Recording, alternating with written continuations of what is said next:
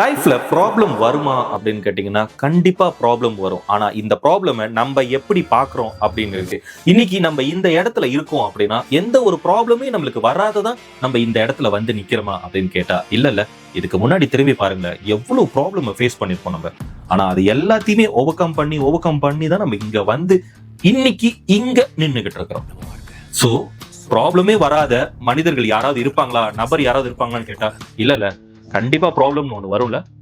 அப்ப யாரு இவ்வளவு ப்ராப்ளமும் சாதிக்க தெரியும், சிந்திக்க தெரியும், இல்ல ஃபேஸ் பண்ண தெரியுமோ அவங்களுக்கு தான் கடவுளே ப்ராப்ளமே முதல்ல கொடுப்பாரு. உன்னால இந்த ப்ராப்ளம ஃபேஸ் பண்ண முடியுது அப்படின்னா நீ தான் ஜெயிக்கக்கூடிய ஒரு நபர். நீ கண்டிப்பா ஜெயிக்க முடியும் அப்படின்றத நான் இல்ல, நீ நம்பு. உன் வாழ்க்கை இங்க இல்ல, கண்டிப்பா முன்னேறும்.